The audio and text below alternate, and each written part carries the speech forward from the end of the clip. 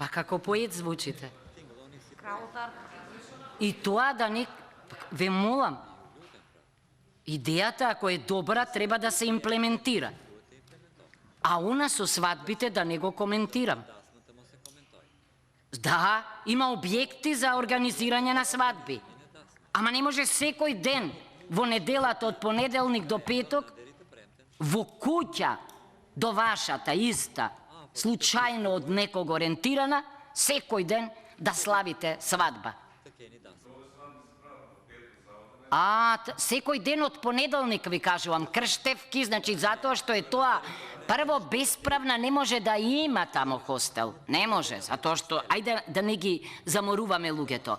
Значи, катастарот јас го споменав.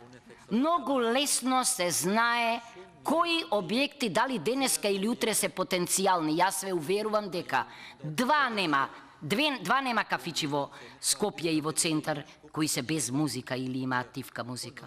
Се тоа што да ви кажам, од утро до вечер. Така, во Дебар мало, сега сакате да отидеме да видите? На лице место?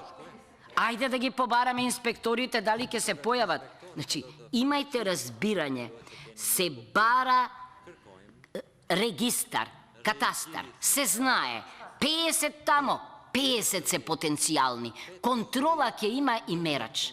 На автобуски станици исто, на раскрсници исто. Има делови каде што се мери звучната загаденост.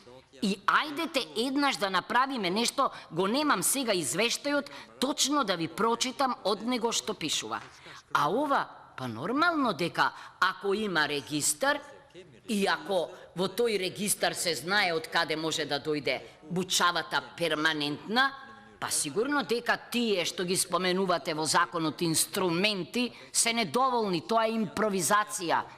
Нема врска, не мери. Па по тоа што сакате правете, општина ли не знам кој, важно, ние сакаме да ги видиме, да видиме листа на загадувачи. И за да знаеме, тогаш го гледам мерачот, поднесувам пријава и може би ќе се стиша музиката. Ако не, ќе се применат законите. Да не глумиме дека не разбираме што се случува.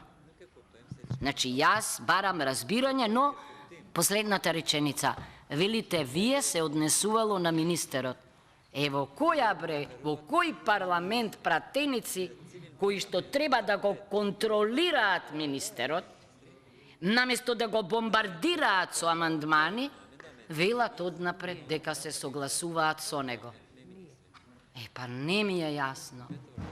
Еден амандман не сте поднеле, замислете за буџет, освен амандманите на председателот на собранието, образложени со известно е.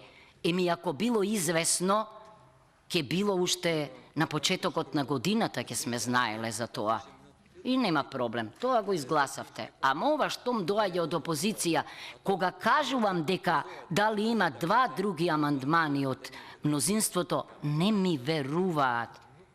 Ајде, свртете по буџетите во другите парламенти да видите дали се амандманите само од опозицијата или се напротив, најчесто заеднички. Зошто? Заради контролата на трошењето на нашите пари. Сега еве ви од невладен сектор. Вчера не бевте, ви читавме. Знаете вчера што изјави подпредседателот Димитров? Дека инсистира на спроведување на она што го бара во невладиниот сектор да биде вклучен во диалогот и во процесот на одлучување. Вчера го читав поглавието 27. Вие спротивно. Па од два доаѓа амандманов, господине.